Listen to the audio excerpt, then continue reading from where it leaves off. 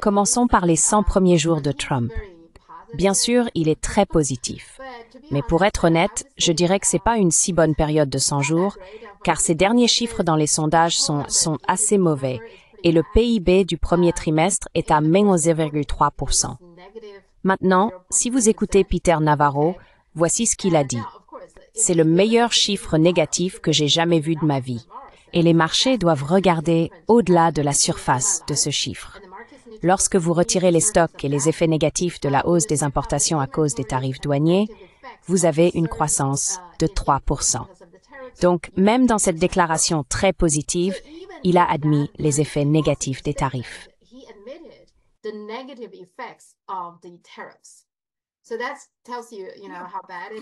Cela vous montre à quel point la situation est grave. Et en ce qui concerne les tarifs douaniers, il y a autre chose. La Maison-Blanche a publié leur célébration des 100 jours. Et dans ce communiqué, ils ont listé tous les sénateurs et membres du Congrès, des personnalités importantes qui l'ont félicité. Pas un seul mot sur les tarifs douaniers n'a été mentionné. Vous les entendez dire « Oh, félicitations, ce sont les meilleurs 100 jours », blablabla. Personne n'a jamais parlé des tarifs, ce qui est très étrange. Si l'on pense à ces 100 jours, c'est pourtant un élément majeur, et personne ne mentionne les tarifs. N'est-ce pas suffisant pour vous montrer que les gens sont très inquiets, y compris dans son propre parti, et ne sont pas très satisfaits des tarifs douaniers? Peut-on le dire?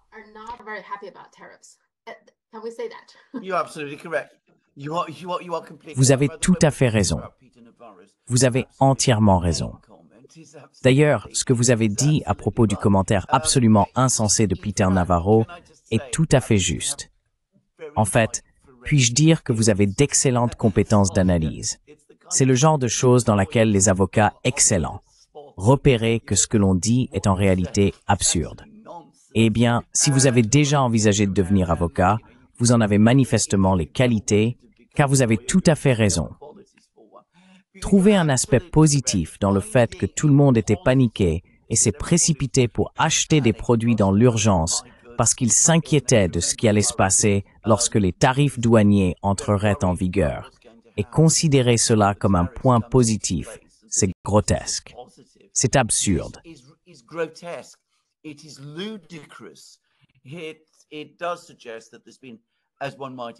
Cela suggère qu'il y a eu, comme on pouvait s'y attendre, un important stockage de réserves aux États-Unis.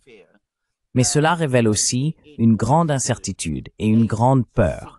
Et cela indique une situation qui se détériore considérablement pour l'avenir. Et tu as tout à fait raison. Je veux dire, il y a un concert d'éloges pour le président et ses réalisations, mais personne ne veut parler des droits de douane, parce que bien sûr, les droits de douane sont une source d'embarras énorme. Et je vais le dire, je pense que ces 100 premiers jours ont été désastreux. J'ai l'impression que cette présidence est en train de s'effondrer. En fait, ce qui ne me réjouit pas. Je veux dire, je n'aimais pas du tout Biden. J'espérais que cela marquerait un changement positif. Je pense que Trump a eu de bonnes idées.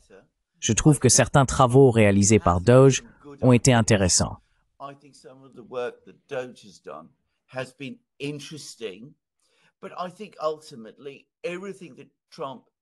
Mais je pense qu'au final, tout ce que Trump a entrepris tourne mal parce qu'il s'y est pris de la pire des manières.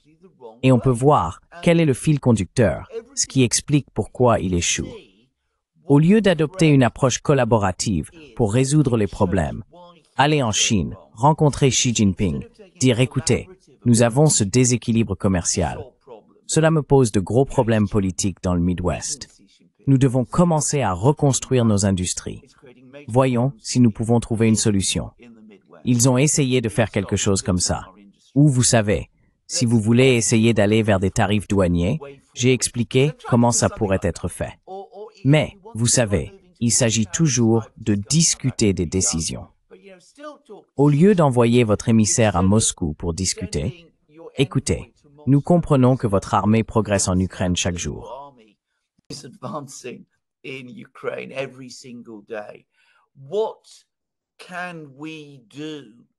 Que pouvons-nous faire pour vous persuader d'arrêter? Que fait Trump? Il propose des plans, ses propres plans. Il ne les soumet pas à l'autre camp. Il dit, voilà, c'est à prendre ou à laisser. Je vais augmenter les droits de douane contre vous. D'abord à 10%, puis 20%, puis 54%, puis 125%, puis 145%, et ensuite 245% sur certains produits. Et il vous traite de toutes sortes de choses horribles. Il dit aux Russes, voici mon plan. C'est à prendre ou à laisser. Et si vous refusez, j'imposerai toutes ces sanctions secondaires contre vous. Et bien sûr, le résultat de tout cela, c'est que personne n'est prêt à l'aider. Personne ne peut l'aider. Et tout commence à mal tourner. Exactement comme on pouvait s'y attendre.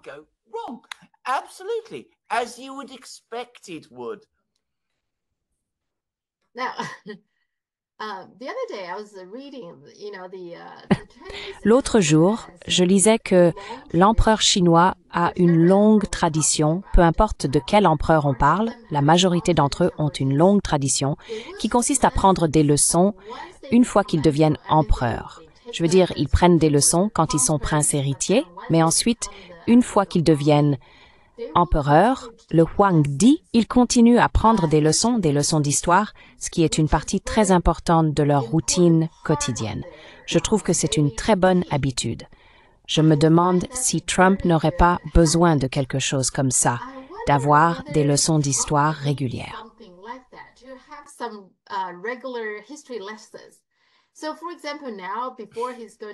Donc, par exemple, maintenant, avant qu'il ne prenne une grande décision politique sur les tarifs douaniers, ce qui est une chose importante, n'est-ce pas? Cette politique tarifaire est vraiment, vraiment cruciale. Avant de prendre une telle décision, il devrait consulter des historiens sur les tarifs dans l'histoire des États-Unis et dans le monde, vous savez, à travers toute l'histoire humaine. Que font les tarifs et quels en sont les avantages et les inconvénients? Pensez-vous qu'il aurait besoin de quelques leçons d'histoire et de quelqu'un avec qui discuter de ces sujets avant de prendre une décision, afin d'apprendre de l'exemple de l'empereur chinois?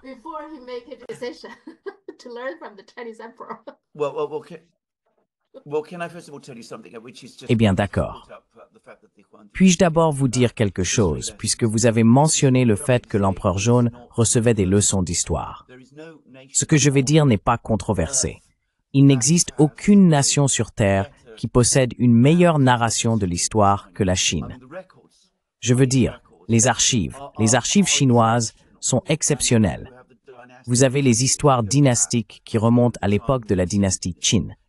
Vous avez des archives qui datent d'avant cela, les annales des printemps et automnes, les annales de bambou, tout cela. Aucun pays n'a ce sens de l'histoire que possède la Chine. Et cela, d'ailleurs, influence tout ce que font ses dirigeants politiques.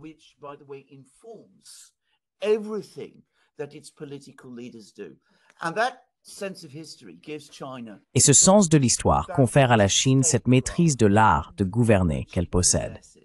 Bien sûr, il existe de nombreux autres facteurs, mais le simple fait que les Chinois aient ce sens de l'histoire explique en grande partie la manière dont ils mènent leur politique étrangère, leur diplomatie, ainsi que beaucoup d'autres aspects de leur politique intérieure. Et pourquoi, vous savez, ils sont aussi bien informés et judicieux dans leur façon d'agir. J'ai bien peur qu'en Occident, ce soit complètement différent, et nulle part plus qu'aux États-Unis. J'ai d'ailleurs été formé à l'origine. Comme vous le savez peut-être, en tant qu'historien, c'est ma première et plus grande passion, mais l'histoire n'a jamais été prise très au sérieux, nulle part en Occident.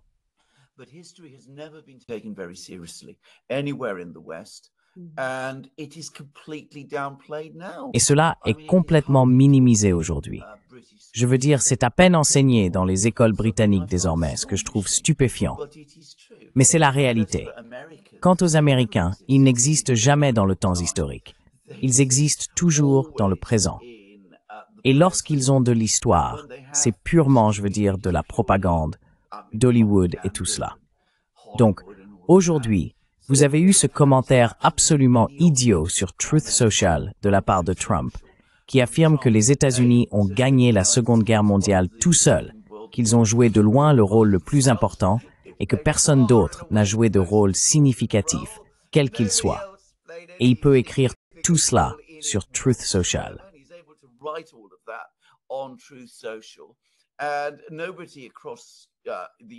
Et personne, ni dans la classe politique américaine, ni dans la classe politique européenne, ne dit que c'est complètement ridicule.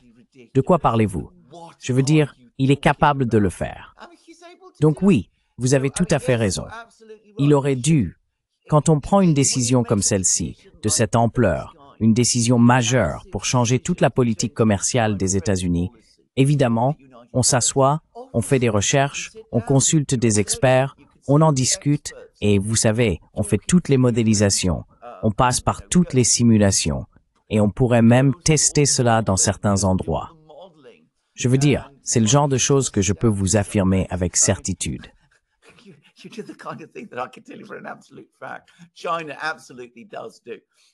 La Chine fait absolument cela. Et évidemment, on s'informe sur le protectionnisme dans le passé, comme vous l'avez dit, ses forces, ses faiblesses, ses succès, ses échecs, sur l'approche du protectionnisme qu'ils ont eu, surtout aux États-Unis, qui est le pays exemplaire en la matière. Mais bien sûr, en Amérique aujourd'hui, Donald Trump, s'attendre à ce qu'il fasse quelque chose comme ça? Bien sûr que non, il ne le fera jamais, il ne comprendra jamais cela. Ce n'est absolument pas ce qu'il fait. Il connaît un peu William McKinley. Et comme vous le savez, comme tout le monde le sait, les personnes les plus dangereuses sont celles qui connaissent un peu un sujet et qui supposent, à cause de cela, qu'elles en savent énormément.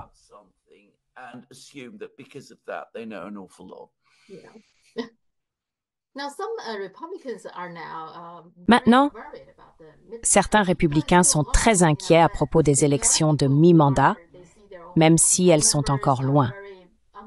Mais il y a des gens qui voient que leurs propres sondages sont très serrés et ils craignent qu'au moment où nous arriverons aux élections de mi-mandat, les effets négatifs des tarifs douaniers deviennent une réalité. Un signe visible, c'est que Rand Paul, même s'il est lui-même en sécurité, n'aime tout simplement pas ce genre de choses par principe en tant que libertarien. Il a donc proposé une loi, mais elle a échoué. Ce qui est intéressant, c'est que le vote était de 49 contre 49. En gros, ce qu'il essayait de faire, c'était de revenir sur cette déclaration d'urgence.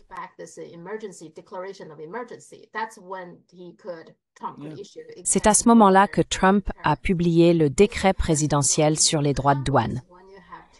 Normalement, ça doit passer par le Congrès lorsqu'on met en place des tarifs douaniers, mais il a déclaré l'état d'urgence et c'est ainsi qu'il a utilisé un décret pour imposer ses droits de douane. Rand Paul a essayé de lui retirer ce pouvoir, mais cela a échoué au Congrès. Il y a eu 3 républicains, je crois, qui ont voté avec les démocrates sur cette question. Et l'un des auteurs de la proposition est en fait Rand Paul, qui est républicain. Donc ça vous donne une idée.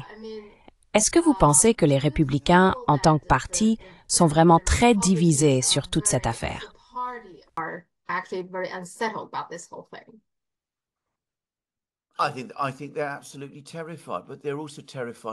Je pense qu'ils sont absolument terrifiés, mais ils ont aussi peur de Donald Trump. Voilà le problème. Le fait est que le Parti républicain, la plupart d'entre eux, l'aile establishment du parti, n'aimait pas Donald Trump lorsqu'il a été élu pour la première fois. Et ils ont tout fait pour le faire tomber. Et à leur grande surprise et consternation, il est revenu et a remporté l'élection. Ses opposants au sein du Parti républicain ont été marginalisés et vaincus. Des gens comme Mitch McConnell. Et donc chaque républicain se dit, écoute, je vois bien que cela nous mène à un désastre absolu. Mais si nous rompons avec Donald Trump maintenant, il a encore un soutien énorme derrière lui. C'est aussi un chef politique qui n'oublie jamais et qui est vindicatif.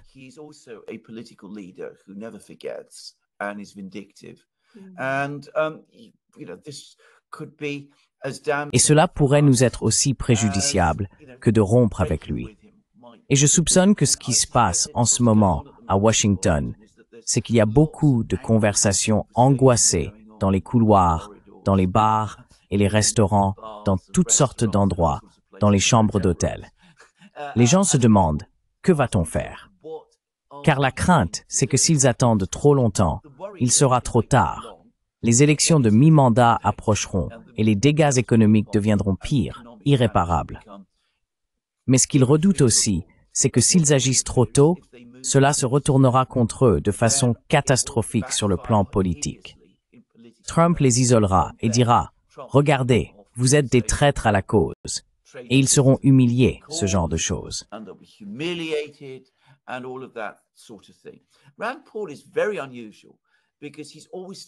Ron Paul est très atypique, car il s'est toujours tenu en dehors du courant dominant.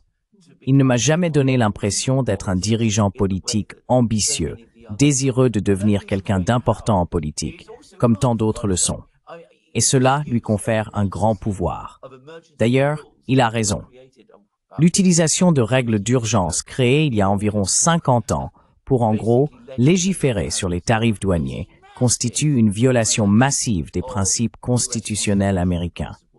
Le Congrès détient clairement le pouvoir exclusif selon la Constitution, d'imposer ce type de tarifs. Et le fait que le Congrès lui-même reste les bras croisés et laisse cette catastrophe se dérouler en dit long sur l'état de la politique américaine aujourd'hui.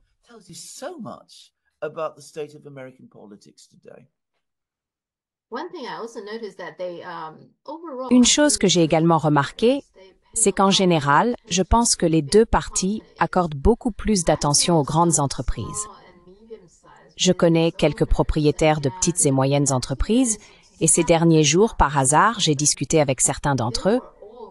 Ils étaient tous inquiets, ils le sont vraiment. Et personne ne semble se soucier d'eux. Il y a eu par exemple un rapport selon lequel Walmart, Target et Home Depot ont eu une réunion avec Trump à la Maison-Blanche. Après cela, il a été rapporté en Chine que toutes ces entreprises avaient contacté leurs fournisseurs en Chine et leur avaient dit de reprendre la fabrication et l'expédition de marchandises vers les États-Unis. Ils ont dit « Laissez-nous payer des droits de douane ».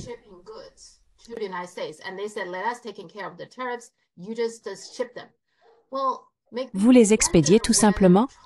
Eh bien, cela pousse les gens à se demander si Trump ne leur a pas accordé des exemptions ou une sorte de garantie que leurs marchandises pourraient entrer sans problème. Mais cela ne fait que pénaliser les entreprises de taille moyenne et les petites entreprises, car elles n'ont pas l'oreille de Trump. Exactement. Et même si l'on regarde les reportages dans les médias, ils disent que UPS supprime 20 000 emplois à cause des droits de douane. C'est grave. En même temps, la majorité des emplois, 2/3 des emplois aux États-Unis, sont créés par des petites et moyennes entreprises. Et personne ne parle du fait que ces entreprises souffrent aujourd'hui. Je veux dire, c'est sérieux quand je leur parle. Tu ne trouves pas?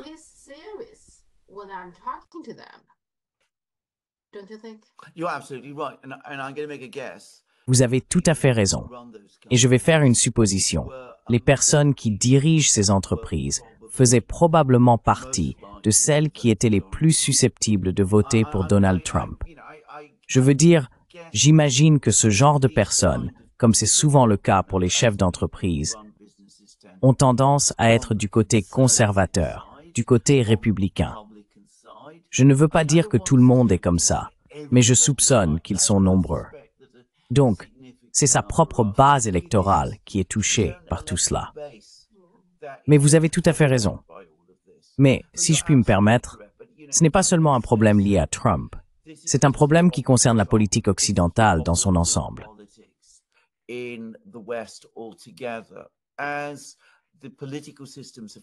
À mesure que les systèmes politiques se sont atrophiés, que les partis politiques à travers l'Occident ont cessé de fonctionner comme de véritables partis, les contacts, le système de transmission qui existait autrefois, permettant aux préoccupations de la base d'être remontées jusqu'au plus haut niveau, n'existe plus aujourd'hui.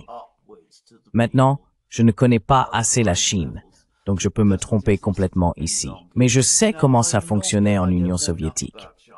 S'il y avait des problèmes en Union soviétique, les gens allaient voir leur comité local du parti et disaient « Nous avons des problèmes, ces problèmes-là ». Et cela a été transmis vers le haut.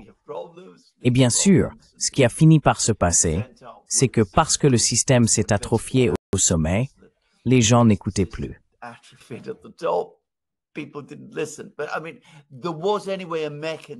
Mais je veux dire, il y avait de toute façon un mécanisme pour transmettre l'information vers le haut. Et je soupçonne qu'en Chine, non seulement il existe, mais il est bien plus développé qu'il ne l'a jamais été en Union soviétique. Il ne s'agit probablement pas seulement des comités locaux du parti, il y a toutes sortes d'autres organismes. Je sais que la Chine est très très riche en ses courroies de transmission, si l'on peut dire. Mais en Occident, elles existent à peine encore. Je veux dire, les partis politiques, leur nombre d'adhérents s'est effondré, leur base de soutien s'est effondrée. Et comme vous le dites à juste titre, les chambres de commerce, toutes ces choses-là, ont été éclipsées par ces géants plutocratiques, oligarchiques et monopolistiques, qui sont capables de monopoliser toute l'attention parce qu'ils ont l'argent. Ce sont la classe des donateurs.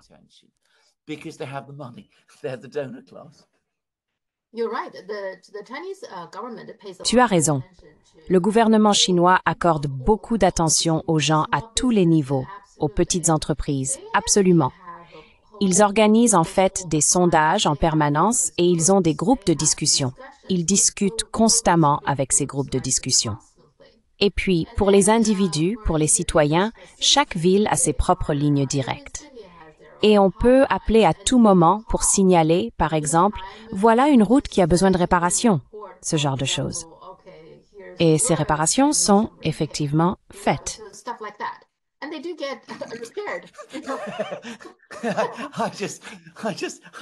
Je veux dire, il n'existe rien de tel nulle part en Europe, je dois le dire. L'idée d'une hotline, des villes qui gèrent des hotlines. Donc, si vous avez un problème, vous pouvez appeler la hotline et faire réparer quelque chose. Essayez de dire ça aux gens en Grande-Bretagne, ils seraient tout simplement stupéfaits. Mais bon, continuez, je vous ai interrompu.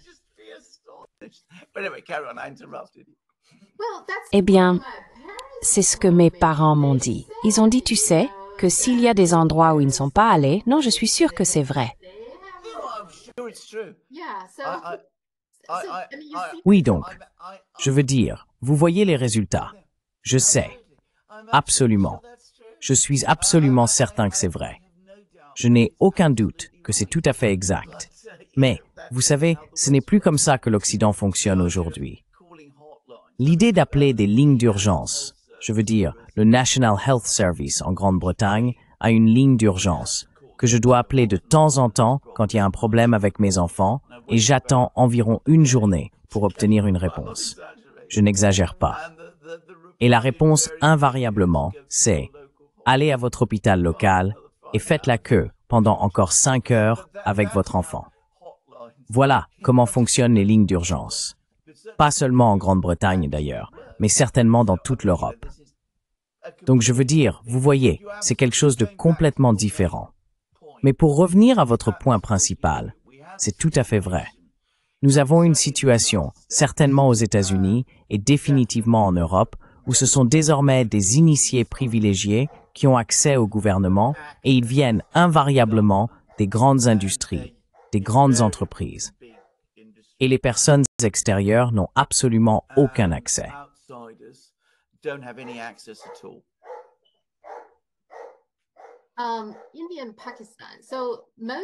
L'Inde et le Pakistan. Donc Modi a donné carte blanche à l'armée indienne pour agir. Qu'est-ce que ça signifie? Et puis le Pakistan a également affirmé disposer de renseignements crédibles selon lesquels l'Inde frapperait dans les 36 heures. C'était il y a environ un jour. Le Pakistan aurait déclaré cela. Quel est votre avis là-dessus? S'agit-il simplement de rhétorique ou bien...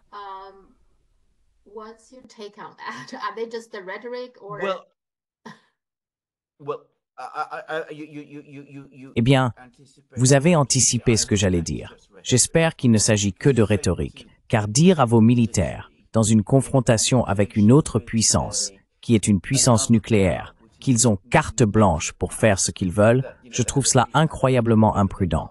Je veux dire, cela nécessite absolument un leadership politique. Et ce qui devrait se passer, c'est que Modi devrait être en contact avec ses homologues à Islamabad. Il devrait appeler le Premier ministre et le président du Pakistan. Il devrait même y avoir une rencontre entre eux, en fait, pour voir si toute cette situation peut être maîtrisée. Mais nous en sommes encore, je pense, largement au stade de la rhétorique. Et le danger, c'est que la rhétorique devienne incontrôlable, avec des conséquences terribles, que j'espère nous n'aurons pas à voir.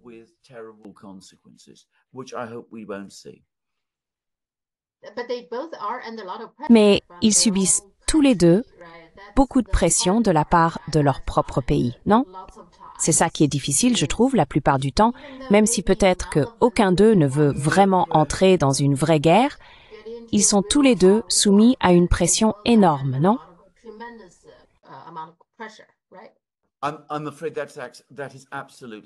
J'ai bien peur que ce soit tout à fait exact. J'ai fait quelques émissions sur The Duran, sur ma propre chaîne à ce sujet, et j'ai essayé d'être aussi factuel et impartial que possible. La colère qui m'a été adressée par des personnes de chaque camp, chacune m'accusant de prendre parti pour l'autre, était tout simplement extraordinaire.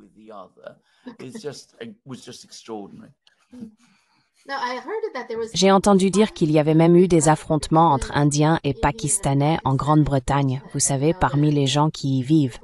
Ah oui, d'accord, donc, d'accord. J'ai bien peur que ce soit absolument vrai. Je veux dire, nous avons une grande communauté indienne et une communauté pakistanaise encore plus importante. Et malheureusement, elles sont distinctes l'une de l'autre. Elles ont tendance à soutenir des politiques différentes et elles ne sont pas amicales entre elles. Ces choses-là finissent par exploser.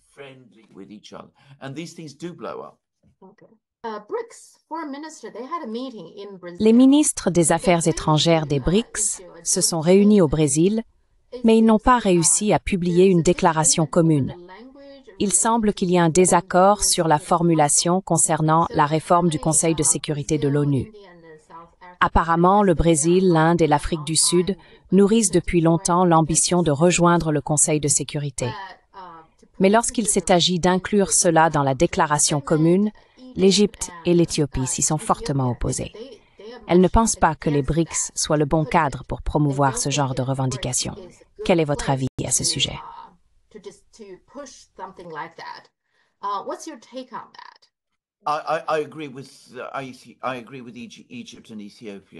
Je suis d'accord avec l'Égypte et l'Éthiopie. Pour moi, ce sur quoi les BRICS doivent se concentrer, c'est le commerce et le développement du système commercial qui est actuellement au cœur de leurs préoccupations. C'est la priorité. La réforme du Conseil de sécurité peut attendre. Et la raison pour laquelle je dis cela, c'est qu'il ne peut de toute façon pas y avoir de réforme du Conseil de sécurité tant que les puissances occidentales n'assouplissent pas fondamentalement leur opposition. Les puissances occidentales sont totalement opposées à la réforme du Conseil de sécurité parce qu'elles y détiennent une supériorité enracinée, héritée de la Seconde Guerre mondiale. C'est absurde que la Grande-Bretagne et la France soient toutes deux membres permanents du Conseil de sécurité, alors qu'un pays comme l'Inde ou le Brésil ne l'est pas. J'ai beaucoup de sympathie pour leur position, mais débattre de cette question est inutile tant que l'Occident ne change pas de position.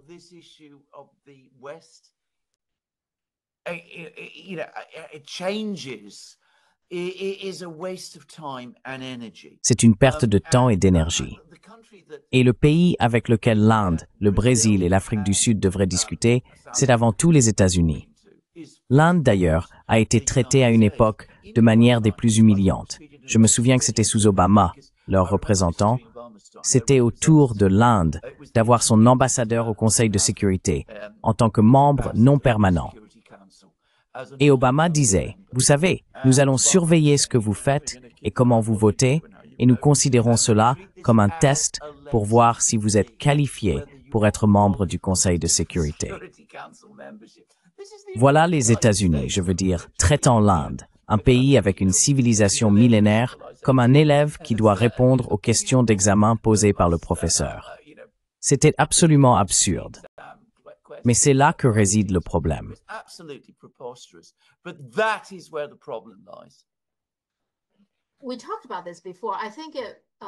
Nous en avons déjà parlé. Je pense que ni la France ni la Grande-Bretagne ne vont abandonner leur siège là-bas. Absolument pas. En attendant, je pense aussi que, par exemple, Si l'Égypte et l'Éthiopie s'y opposent, c'est en partie parce que l'Afrique du Sud, je suppose, considère qu'elle devrait rejoindre le Conseil de sécurité de l'ONU pour représenter l'Afrique. Je ne suis pas sûre que l'Égypte et l'Éthiopie soient d'accord pour que l'Afrique du Sud soit le pays qui représente l'Afrique. C'est pareil pour le Brésil. Maintenant, le Brésil part du principe que puisqu'il est le plus grand pays d'Amérique du Sud, il devrait être le représentant, mais le Brésil est le seul pays qui parle portugais. Le reste de l'Amérique du Sud parle espagnol. Je ne suis pas sûre que les autres pays seraient d'accord pour dire « Brésil, tu peux nous représenter ». Je pense que c'est probablement plus compliqué que le simple fait que les puissances occidentales ne veuillent pas céder leur siège. Pour cette raison, comme nous l'avons dit, il vaut probablement mieux laisser les choses telles qu'elles sont. Tu ne crois pas?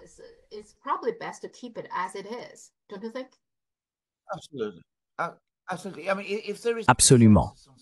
Je veux dire, s'il y a un consensus sur la réforme du Conseil de sécurité, alors nous pourrons aller de l'avant et nous pourrons commencer à examiner toutes ces différentes questions. Il n'existe pas de tel consensus pour le moment. Ce n'est pas seulement que les Britanniques et les Français ne renonceront jamais à leur droit d'être membres permanents. Ils ne veulent pas du tout de membres supplémentaires. Parce que s'il y a des membres supplémentaires, alors la position de la Grande-Bretagne et de la France dans le monde sera affaiblie et elles ne seront plus considérées comme des pays importants. Et en ce qui concerne l'Occident, l'Occident perdra sa majorité automatique au sein du Conseil de sécurité. Le fonctionnement du Conseil de sécurité repose sur le fait qu'il y a 3 membres permanents qui sont bien sûr occidentaux.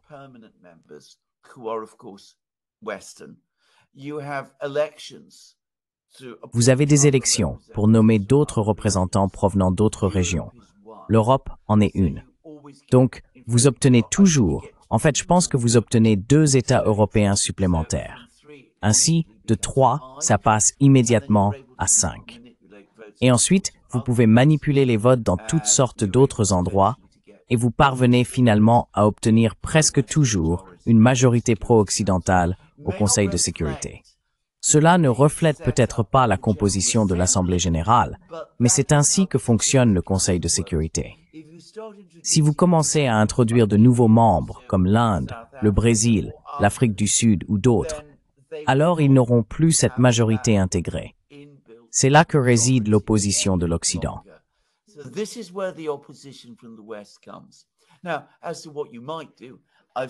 Maintenant, en ce qui concerne ce que vous pourriez faire, j'ai vu toutes sortes de suggestions. Je veux dire, le Brésil et l'Inde sont des pays très grands. Rien que pour cette raison, peut-être devraient-ils être membres du Conseil de sécurité. Mais vous pourriez aussi avoir des organisations comme l'Union africaine, l'ASEAN, la Ligue arabe, peut-être, et l'Organisation des États américains, ou autres, peut-être devraient-elles y être représentées.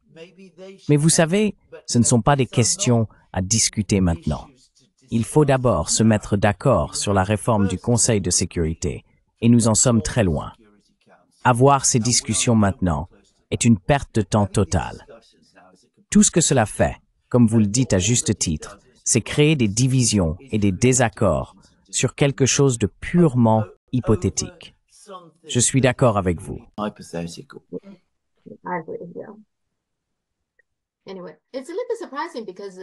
En tout cas, c'est un peu surprenant parce que la réunion se tient au Brésil. On pourrait penser qu'il voudrait voir une réunion réussie, non?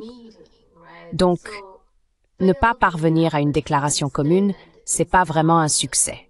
Et pourtant, il semble que le Brésil ait envoyé une lettre encore plus ferme à l'Égypte à ce sujet, et l'Égypte a répondu « Non, nous n'allons pas accepter ce genre de formulation ».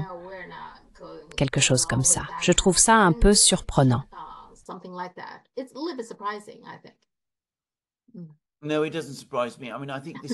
Non, cela ne me surprend pas. Je veux dire, je pense que ça correspond tout à fait au caractère du président Lula, qui a une très haute opinion de lui-même. Je ne lui suis pas hostile, je pense qu'il a accompli beaucoup de bonnes choses, et je crois qu'il a peut-être été le président du Brésil le plus réussi, dont, eh bien, je puisse me souvenir. Mais il a tout de même des défauts, disons, en tant que diplomate. Mais Wang Yi et la Flunov, a une réunion chez plus que flux main passé. Gap as tough?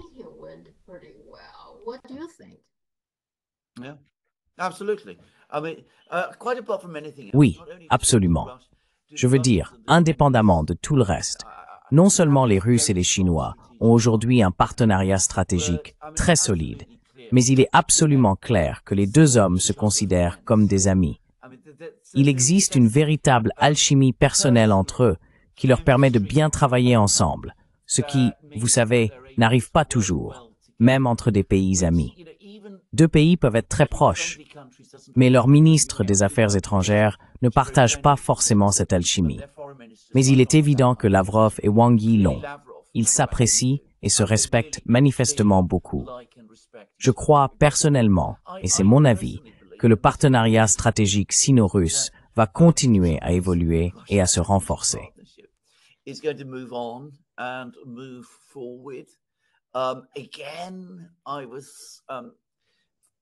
Encore une fois, j'ai eu une conversation très difficile avec un Britannique qui m'a dit « Eh bien, ne comprends-tu pas que tout ce qui se passe, c'est que la Chine prend le contrôle de la Russie et que la Russie devient une partie de la grande Chine ?» Ce que je réponds toujours à ces personnes, c'est que tout d'abord, ce n'est pas vrai. Mais si c'était vraiment le cas, si c'était vraiment ce qui se passait, eh bien, les Chinois le font d'une manière extrêmement intelligente et qui ne porte pas atteinte à l'amour-propre et à la dignité des Russes. Alors que ce que vous voulez vraiment faire, c'est prendre le contrôle de la Russie. Et ceux qui essaient réellement de faire de la Russie un État vassal et un satellite, c'est vous.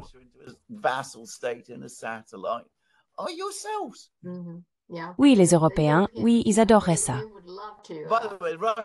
D'ailleurs, les Russes se disent cela entre eux. Ils le disent tout le temps à propos de la Chine comme de l'Occident. Je veux dire, ils comprennent cela très très bien. Rappelez-vous, ils ont dû faire face aux Américains. Oui, les Européens aimeraient bien d'abord diviser la Russie, n'est-ce pas? Je crois qu'ils avaient même une carte avec 6 États ou quelque chose comme ça, puis la contrôler progressivement. J'imagine que le but de la division, c'est de conquérir, non? Comme ça, on peut conquérir l'un après l'autre. Je suppose que c'est ça le plan. Exactement.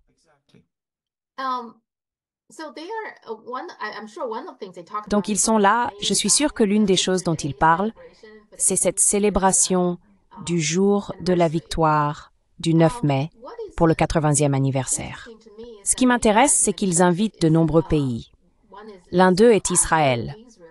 Je penserais qu'Israël devrait être intéressé à venir, mais Netanyahou a déjà dit qu'il ne viendrait pas. J'ai toujours trouvé ça, je veux dire, pourquoi? Quel est le problème? Parmi tous les pays, je pense vraiment qu'Israël devrait venir. Tu ne trouves pas? Et pourtant, il ne vient pas.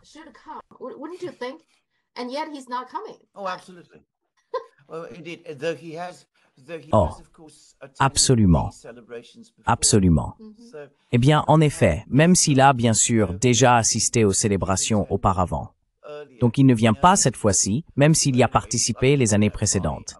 Mais bon, nous savons tous pourquoi. Je veux dire, il se rend compte que s'il y va, les Européens vont le critiquer, et il est en colère contre les Russes parce qu'ils ont critiqué ce qu'il fait à Gaza et tout ce genre de choses. Mais tu as tout à fait raison, fondamentalement. Je veux dire, étant donné ce qui est commémoré, c'est-à-dire une victoire à laquelle la Russie a, apporté de loin la plus grande contribution, si l'on parle de l'Allemagne, et que c'est grâce à cette victoire que le peuple juif a été sauvé, car ils étaient, du moins Oui. Il est tout à fait inapproprié que le Premier ministre d'Israël de tous les pays n'assiste pas à une telle célébration en ce moment. Mais c'est ainsi.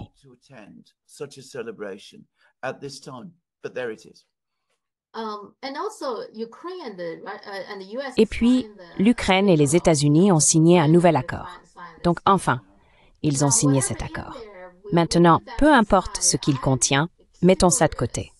Je suis curieux d'avoir votre avis sur ce qu'ils ont accompli ici. Est-ce que cela signifie que les États-Unis vont désormais continuer à soutenir l'Ukraine pour qu'elle poursuive le combat? Ou bien cela signifie-t-il que l'Ukraine est désormais plus flexible, prête, peut-être, à abandonner certaines de ses exigences et à commencer à négocier sérieusement avec la Russie? Que signifie cet accord?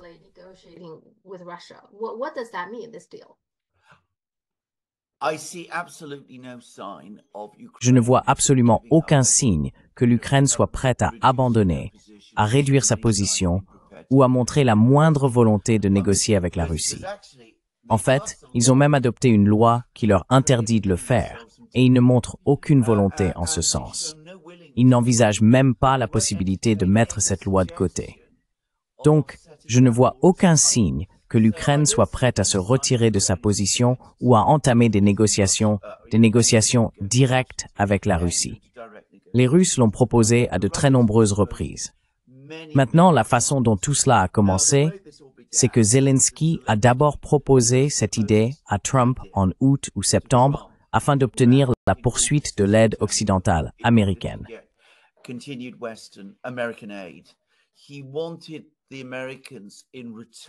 Il voulait que les Américains, en échange de la concession par les Ukrainiens de droits sur des ressources stratégiques aux États-Unis, offrent à l'Ukraine une garantie de sécurité. En d'autres termes, qu'ils concluent une alliance avec l'Ukraine. Les Américains ont catégoriquement refusé, et cet accord ne contient aucune disposition de ce type. Je l'ai lu d'ailleurs. Mais en contrepartie, les Américains ont considérablement atténué certaines de leurs exigences qu'ils formulaient auparavant à l'égard de l'Ukraine. Ce qu'ils ont fait, c'est qu'ils ont créé un véhicule d'investissement pour développer ces ressources en Ukraine. Mais bien sûr, tout cela n'est qu'un chiffon de papier, car l'Ukraine ne peut fonctionner que s'il y a la paix en Ukraine, ce dont il n'y a absolument aucun signe.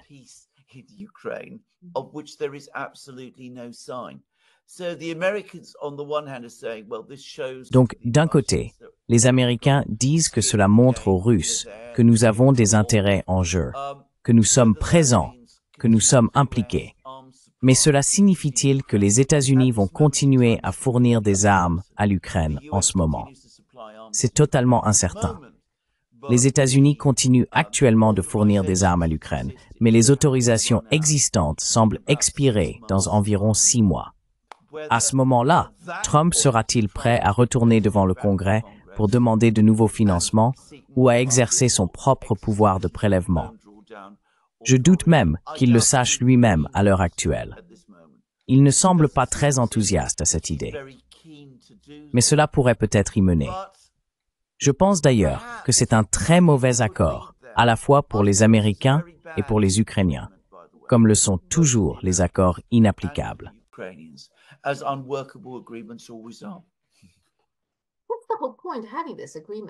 Quel est l'intérêt de conclure cet accord? Je veux dire, qu'est-ce qu'il cherche vraiment? Je ne comprends pas pourquoi Trump tient tant à obtenir cet accord et pourquoi Zelensky pense que c'est une bonne idée, céder ses droits miniers, ceci et cela, pendant longtemps, et tout donner à l'Amérique sans aucune garantie en retour. Je ne comprends pas vraiment. Quel est l'intérêt?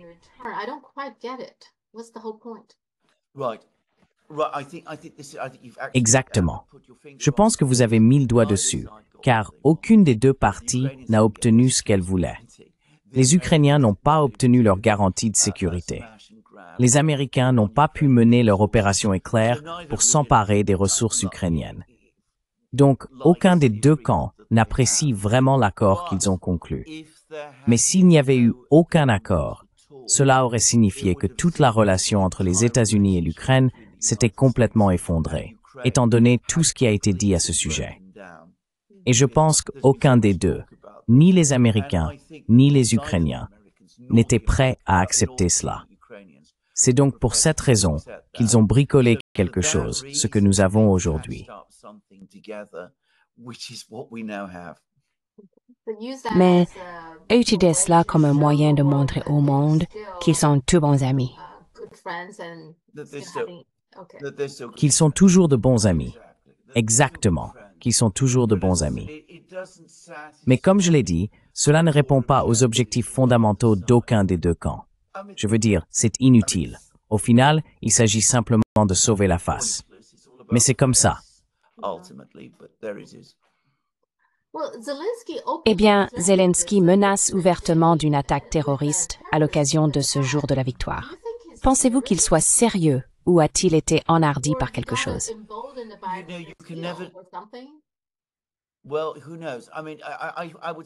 Eh bien, qui sait? Je dirais quelque chose à propos de Zelensky. Il profère beaucoup de menaces à différents moments. Il est difficile d'ignorer cela, parce qu'il lui est parfois arrivé de mettre ces menaces à exécution. Mais il en fait constamment. Je pense, en dehors du petit cercle de personnes comme moi qui passent des heures chaque jour à suivre cette guerre, il est difficile de transmettre à quel point Zelensky est un individu extraordinaire, ou à quel point il est devenu sans retenue. Je veux dire, comme vous le savez probablement, il y a environ une semaine, un général russe a été tué par une bombe en Russie. Et Zelensky, par la suite, a eu une réunion avec ses chefs du renseignement, au cours de laquelle ils ont admis assez ouvertement qu'ils en étaient responsables. Et ils s'en vantaient d'une manière que, franchement, j'ai trouvé laide.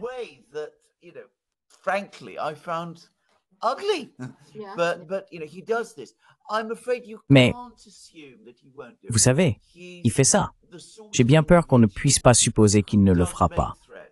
C'est le genre d'individu qui profère des menaces et parfois il met ces menaces à exécution. Je pense que ce serait un acte de folie de faire cela. Dans le sens où, regardez qui sera présent. Je veux dire, Xi Jinping sera là, Lula sera là, toutes ces personnes seront là. Une attaque terroriste contre ce défilé à ce moment-là, tout ce que cela ferait, c'est retourner tous ces pays complètement contre l'Ukraine. D'autre part, je suis sûr que les Russes prendront toutes les précautions de sécurité imaginables pour l'empêcher. Mais j'ai bien peur que Zelensky soit désormais suffisamment en colère et suffisamment fou et se sente suffisamment en position de force parce que quoi qu'il fasse, aussi peu attrayant que soit son comportement,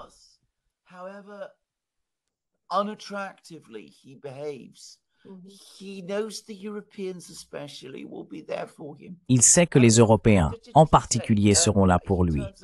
Je veux dire, regardez, il se présente aux funérailles du pape en tenue de combat. Qui fait ça? Je veux dire, il ne porte même pas de costume ou de cravate pour aller à des funérailles. Mais de toute façon, plus personne ne commente cela aujourd'hui. Donc il n'est pas impossible qu'il tente quelque chose. Les Russes vont prendre cela extrêmement au sérieux maintenant, et je ne pense pas que cela réussira, car je pense que la sécurité sera tellement renforcée qu'il ne sera pas possible que cela réussisse, du moins pas à Moscou. Mais il y a une réelle possibilité que les Ukrainiens essayent autre chose ailleurs, des attaques de drones sur d'autres villes, ou qui sait quoi.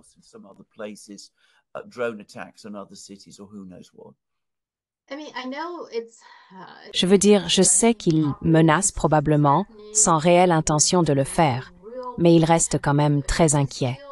Comme tu l'as dit, qui sera présent?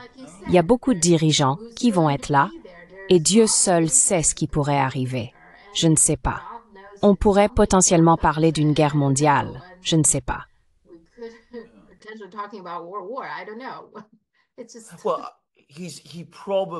Eh bien, il espère probablement que cela dissuadera les dirigeants de venir. Je veux dire, c'est peut-être l'un des calculs derrière tout cela. Cela dit, ce n'est pas ce qui s'est passé d'ailleurs. Et Modi ne vient pas parce qu'il doit gérer cette crise avec le Pakistan, mais personne d'autre ne s'est retiré. Voilà, c'est Zelensky. Et à mon avis, cela montre que ce dirigeant en particulier n'est pas apte à diriger un grand pays. Pour moi, c'est évident. Ça l'était depuis longtemps.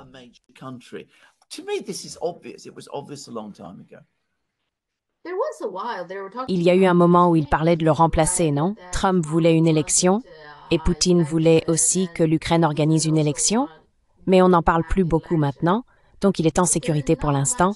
Que s'est-il passé là-bas?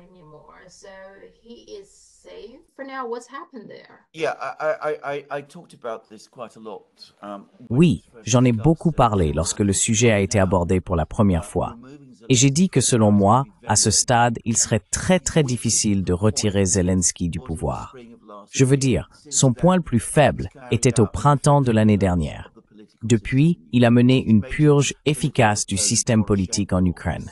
Son principal opposant politique, Porochenko, est sanctionné et risque une peine de 15 ans de prison. D'autres dirigeants politiques ont également été écartés. Il est très difficile d'imaginer qu'ils puissent organiser une contestation politique. Et au-delà de cela, Zelensky bénéficie du soutien des services de sécurité ukrainiens et de diverses milices. Et bien sûr, il a aussi l'appui des Européens. Donc je pense qu'il serait aujourd'hui extrêmement difficile de l'évincer, de le faire sortir du pouvoir. La seule façon dont cela pourrait arriver, ce serait si l'armée russe arrivait en Ukraine et en gros le chassait, ce qui changerait la donne. Mais pour l'instant, il est très difficile de voir comment il pourrait perdre le contrôle.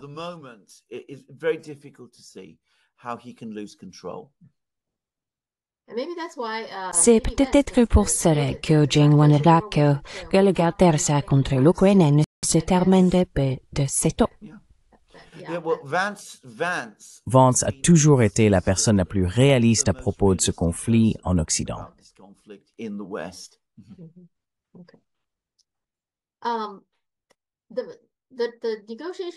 La négociation avec l'Iran, donc Trump menace maintenant de sanctions les pays qui achètent du pétrole à l'Iran. Pourtant, les négociations sont toujours en cours. Lorsqu'il dit cela, est-ce que cela signifie que la négociation a déjà échoué sans que personne ne l'admette, mais qu'elle a déjà échoué? C'est bien ça?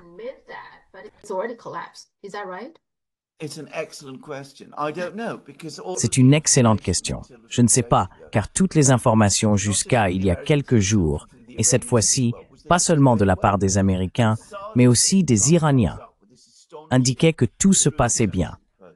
Et soudain, Trump publie ce message stupéfiant sur Truth Social.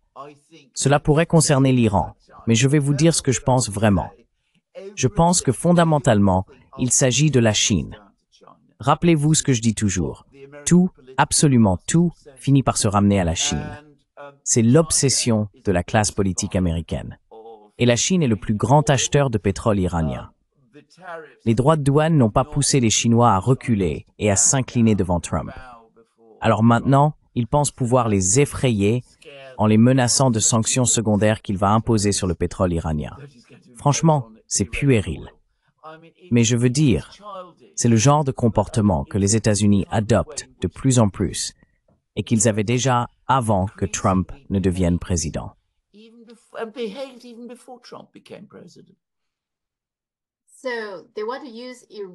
Donc ils veulent utiliser l'Iran comme prétexte pour punir la Chine, n'est-ce pas?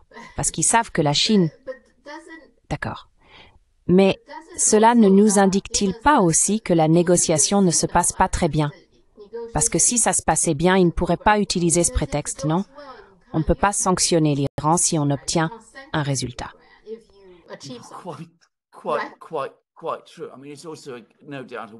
Tout à fait.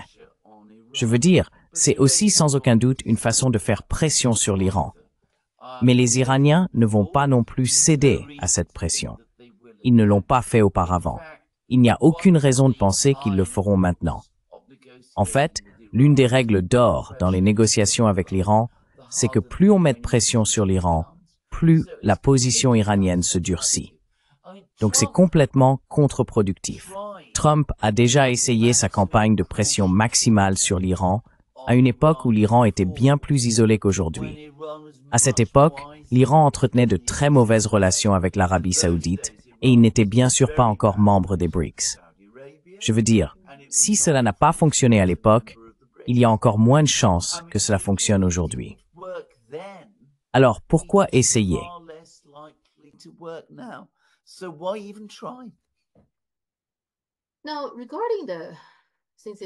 Maintenant, concernant la Chine, puisque tout tourne autour de la Chine, la dernière nouvelle, c'est que nous avons reçu des informations selon lesquelles la Chine évalue l'offre américaine de négocier les tarifs douaniers.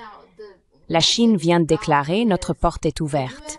Donc, le message que nous avons reçu, c'est que les États-Unis essayent, apparemment par différents canaux, de contacter la Chine pour lancer une sorte de négociation, je suppose. Et dans la mesure où la Chine dit maintenant, d'accord, nous pouvons évaluer, mais il n'y a aucune promesse. Qu'en pensez-vous? Je pense que les Chinois finiront par accepter de négocier, mais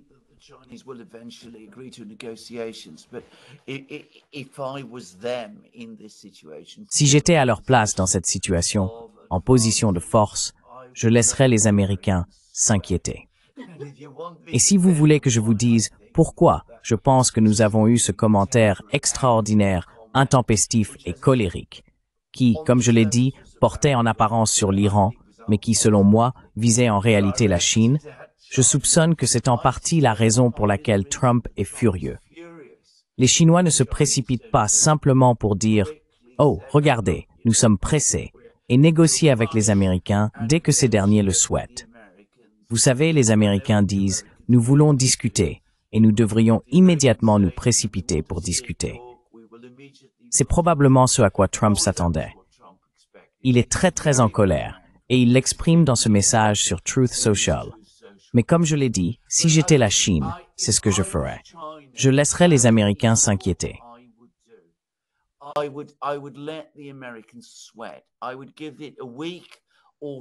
Je donnerais une semaine ou deux et je dirais aux Américains, écoutez, d'accord, nous voyons que vous voulez discuter. Si vous souhaitez présenter des propositions, nous les examinerons. Et ensuite, après avoir examiné ces propositions, si nous pensons qu'elles valent la peine d'être discutées, alors nous pourrions envisager une rencontre. Mais je ne me précipiterai certainement pas. Et j'ai l'impression que les Chinois ne se précipitent pas non plus. J'ai déjà négocié avec des Américains, d'ailleurs. Ce genre de fanfaronnade, de menaces, et tout cela est très typique de la façon dont les Américains mènent les négociations. Et comme je l'ai dit, la meilleure tactique est de rester calme et de faire traîner les choses.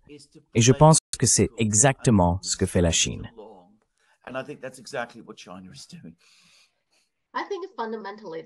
je pense que fondamentalement, le problème, en grande partie avec l'Amérique, c'est qu'ils ont perdu la confiance non seulement avec la Chine, mais aussi avec la Russie et l'Iran. Je crois que c'est là le vrai problème. Par exemple, s'ils disent aux Russes « Oh, nous n'allons pas laisser l'Ukraine entrer dans l'OTAN », quelle garantie avez-vous, n'est-ce pas? Vous le dites maintenant, mais vous pourriez changer d'avis demain, ou peut-être que la prochaine administration le fera. Pourquoi la Russie vous croirait-elle? C'est la même chose avec « Oh, nous allons lever les sanctions contre vous, l'Iran, si vous faites ceci ou cela ». Encore une fois, vous pouvez simplement revenir en arrière et dire « Laissez tomber, nous avons changé d'avis ». C'est pareil avec la Chine. Nous en avons déjà parlé, n'est-ce pas? Il y a eu tellement de fois où la Chine a effectivement fait des concessions, acheté davantage et essayé de montrer qu'elle était sérieuse. Mais là encore, soit aucune promesse n'est faite, soit une promesse est faite puis rompue le lendemain, ou peu importe. Je pense que, fondamentalement, quand la confiance est rompue, il est très difficile d'avancer. Tu crois pas?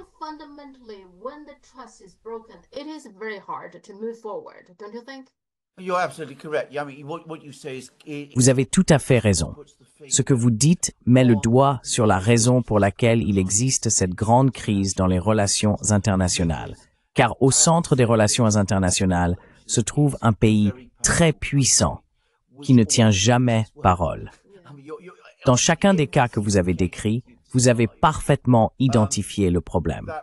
Les Russes ne font pas confiance aux promesses américaines selon lesquelles l'Ukraine n'entrera pas dans l'OTAN à l'avenir, surtout lorsque des journaux européens, affirment qu'un responsable américain, probablement le général Kellogg, a dit aux Ukrainiens « Oh, ne vous inquiétez pas, nous pouvons accepter cela maintenant, mais la prochaine administration changera probablement de position de toute façon. » Ce que bien sûr les Russes lisent.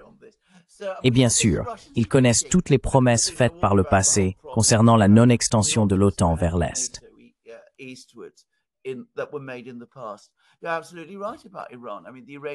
Vous avez tout à fait raison à propos de l'Iran. Je veux dire, les Iraniens ont conclu toutes sortes d'accords avec les États-Unis. Il y a eu le JCPOA, il y a eu la promesse de lever les sanctions. Aucune de ces promesses n'a en réalité été tenue. Et avec la Chine, eh bien, vous connaissez l'histoire mieux que moi, mais même moi, je sais combien de promesses ont été faites et non respectées. Et peut-être, la plus importante, les promesses faites concernant Taïwan, sur la réduction des livraisons d'armes, et tout cela à Taïwan, et sur la politique d'une seule Chine, à laquelle il est maintenant tout à fait clair que les responsables politiques américains ne croient pas. Alors, que faire? Comment peut-on négocier et parvenir à des accords avec un tel pays? Et c'est incroyablement difficile et quasiment impossible, étant donné la puissance des États-Unis.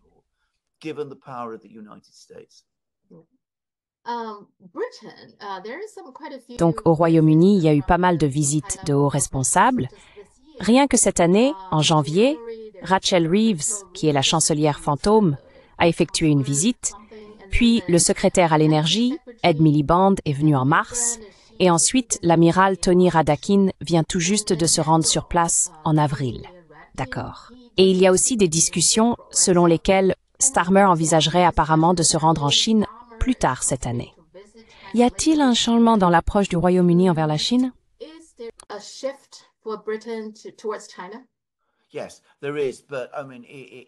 Oui, c'est le cas.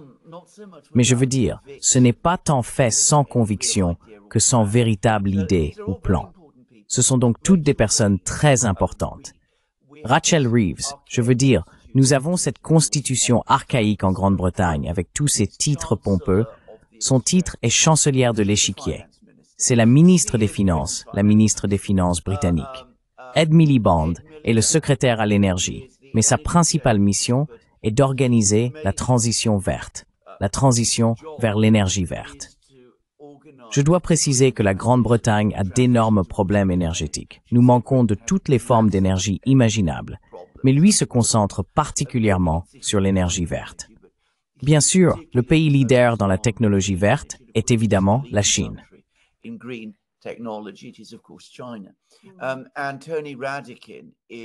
Et Tony Radakin est le chef de l'armée britannique. Donc toutes ces personnes se rendent à Pékin. Ils comprennent tous, à un certain niveau, qu'une relation avec la Chine est importante pour la Grande-Bretagne. J'en ai parlé à de nombreuses reprises. Vous vous souvenez, je viens d'en parler dans de nombreuses émissions.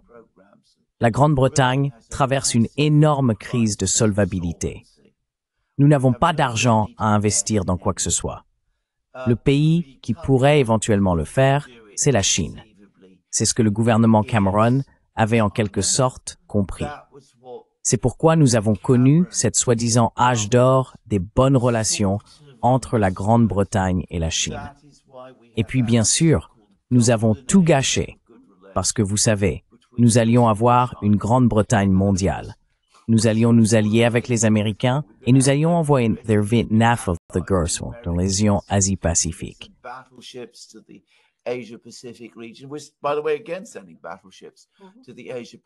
Au fait, nous envoyons à nouveau des navires de guerre dans la région Asie-Pacifique. La moitié de notre marine, 4 navires. 4 navires. Voilà ce qu'est aujourd'hui la marine britannique. 8 navires en tout, et nous en envoyons 4. Donc ça va vraiment effrayer les Chinois. Bref, je suis sérieux. Donc nous avons tout abandonné. Et il y a une certaine prise de conscience qu'il faudrait peut-être reconsidérer cela et le relancer. Mais personne n'a vraiment de plan pour y parvenir. Personne ne va en Chine en disant « Voici nos industries, voilà où nous aimerions des investissements, voici ce que ces investissements pourraient produire, voici comment vous pourriez en tirer profit. » Personne ne fait cela parce que plus personne ne pense ainsi en Grande-Bretagne.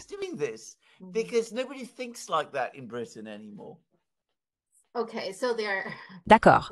Donc ils se disent simplement, bon, nous allons visiter la Chine.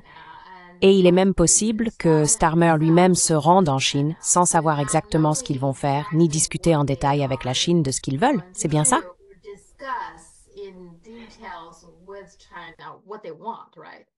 Exactement. D'accord. Eh bien ça.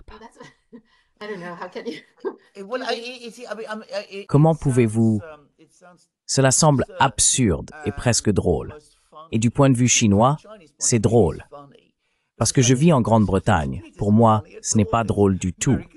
C'est très préoccupant. Mais je veux dire, si vous suivez de près ce gouvernement britannique, ce que vous découvrez très rapidement, c'est qu'ils n'ont pas de plan. du moins pas de plan pour la Grande-Bretagne. Et c'est l'autre chose qu'ils vont faire, du moins probablement pas Rachel Reeves et Ed Miliband. D'ailleurs, parmi ce groupe, Ed Miliband est de loin le plus intelligent et le plus compétent, et peut-être le seul qui pourrait concevablement engager la Chine dans le type de discussion dont j'ai parlé.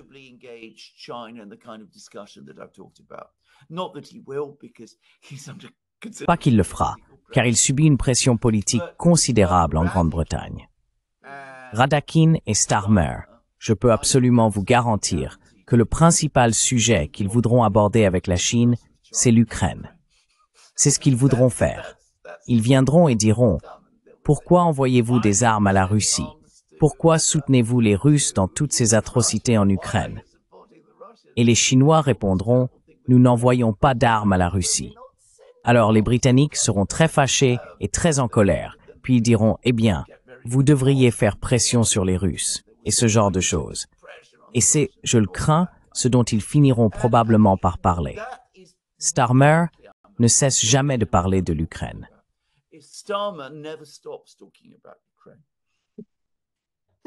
Donc, vous ne pensez pas qu'il soit possible que la Grande-Bretagne envisage même de rejoindre l'initiative La Ceinture et la Route? Vous ne le pensez pas? Pas?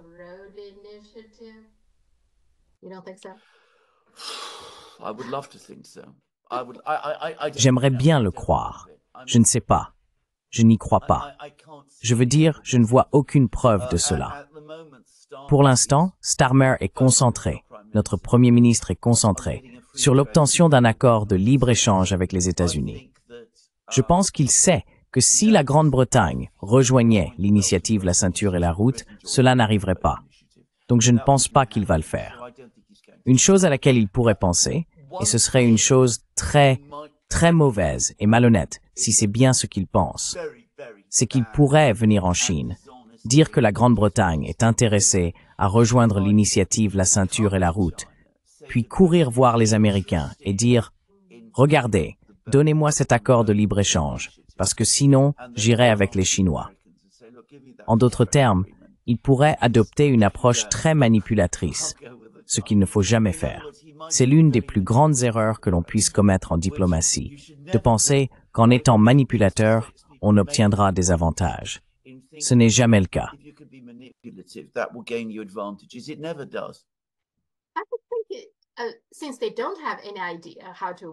Puisqu'ils n'ont aucune idée de la manière de collaborer avec la Chine, peut-être que rejoindre l'initiative La Ceinture et la Route serait une bonne façon de procéder, car cela donnerait à la Chine un intérêt dans cette affaire. La Chine aurait alors sa propre vision de la marche à suivre. Quels sont les projets d'infrastructure, ce qui intéresse la Chine dans sa coopération avec la Grande-Bretagne? On commence alors à avoir un certain plan, non? On peut permettre des amis de discussion, et puisque vous n'avez pas d'idée vous-même.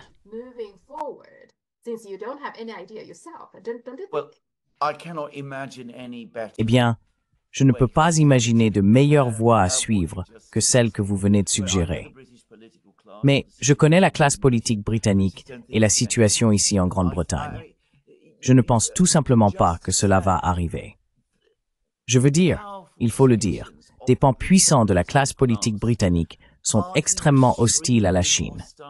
L'idée de rejoindre l'initiative La Ceinture et la Route, de faire venir les Chinois pour commencer à construire nos infrastructures, rendrait complètement fous certains qui sont déjà à la limite de la folie ici.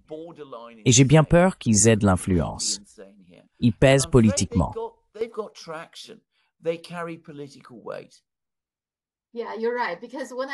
Oui, tu as raison. Parce que quand je lis certains articles et qu'ils parlent des relations entre la Grande-Bretagne et la Chine, il y a toujours cette phrase sur la façon d'équilibrer les droits de l'homme et le développement. Ils parlent encore de ce genre de choses, Hong Kong, et franchement.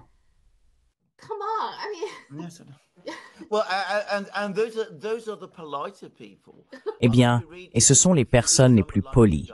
Je veux dire, si vous lisez quelqu'un comme Ian Duncan Smith, qui a été l'ancien chef du Parti conservateur, ses opinions sur la Chine relèvent de la bande dessinée. Je veux dire, elles sont ridicules. Bon, je ne vais pas employer le mot à propos d'un compatriote britannique, mais elles sont absurdes. J'allais utiliser un mot bien plus fort. Et vous savez, s'il était le seul, cela n'aurait pas d'importance. Mais malheureusement, il y a une opinion très répandue au sein de l'élite politique britannique qui partage ce genre de point de vue. Pas d'ailleurs parmi le peuple britannique. Il y a une grande communauté chinoise, ici en Grande-Bretagne, et je suis sûr que vous avez beaucoup entendu parler des tensions entre les Britanniques et les immigrés. Cela ne se dirige jamais contre les Chinois. Ils ne sont jamais assimilés aux autres immigrés de cette manière. Les Britanniques aiment les Chinois. Ils s'entendent avec eux à de nombreux niveaux. Mais bon, voilà.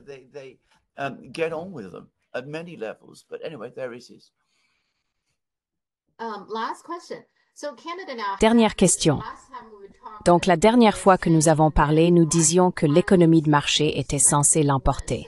Maintenant, elle a gagné et les libéraux continuent de contrôler le pays. Que va-t-il se passer ensuite pour le Canada? Parce qu'il semble maintenant que le Canada entretient de mauvaises relations avec les États-Unis. Quelle est la prochaine étape pour le Canada?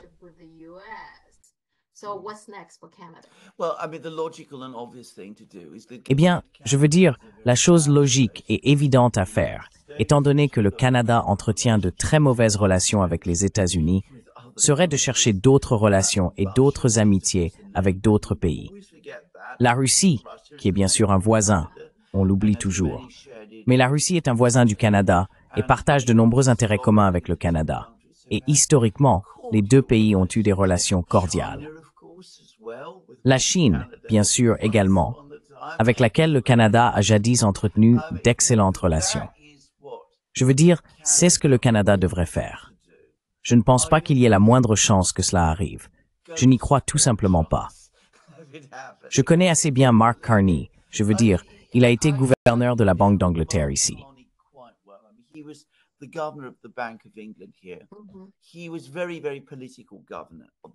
Il a été un gouverneur de la Banque d'Angleterre, très politique.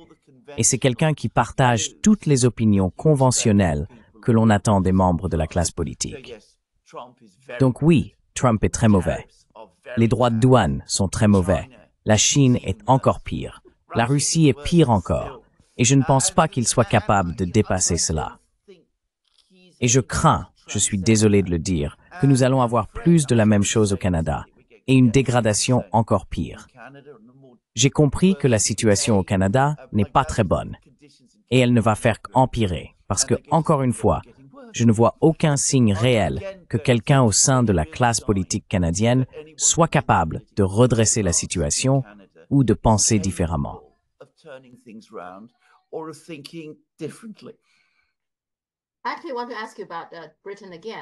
En fait, je voudrais encore vous interroger sur la Grande-Bretagne. Vous dites qu'il y a des forces au sein de la Grande-Bretagne qui détestent tout simplement la Chine, je suppose. Bien sûr, il y a aussi des forces en Grande-Bretagne qui détestent fortement la Russie. Donc, le seul pays qu'ils apprécient, c'est les États-Unis, n'est-ce pas? Mais cet accord de libre-échange, cela ne fait-il pas déjà plusieurs années qu'on en parle? Même à l'époque de Johnson, il voulait établir ce libre-échange avec les États-Unis.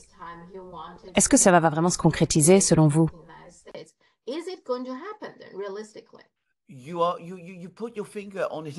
Vous avez encore mis le doigt dessus. Vous faites beaucoup dans cette émission, si je peux me permettre. L'une des grandes absurdités, c'est qu'il existe une partie de la classe politique britannique qui est intensément pro-américaine. Quand je dis une partie, j'entends 80% d'entre elles, 80 à 90%. Et ils sont convaincus que parce qu'ils parlent anglais et que les Américains parlent anglais, il existe un lien extraordinaire entre la Grande-Bretagne et les États-Unis, que les Américains les apprécient et qu'ils sont anglophiles de cette manière-là. Je dois dire que ce n'est pas du tout mon expérience de l'Amérique. Je pense qu'il y a pas mal d'hostilité envers la Grande-Bretagne aux États-Unis pour toutes sortes de bonnes et de mauvaises raisons. Voilà la première chose à dire.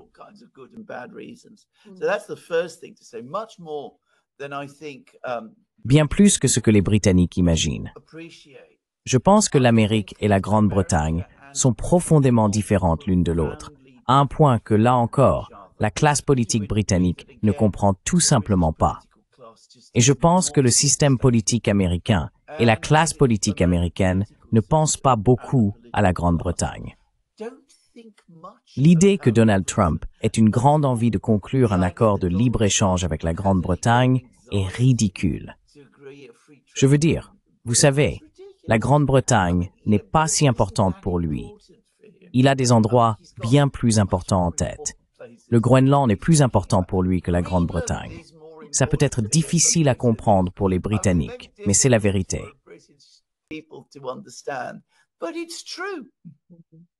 Oui, on verra. Quand est-ce que la Grande-Bretagne réalisera que les Américains ne les apprécient pas tant que ça? Bon, d'accord. Très bien. Parlons-en la semaine prochaine. Au revoir. Merci. Au revoir. Merci. Bye. Thank you.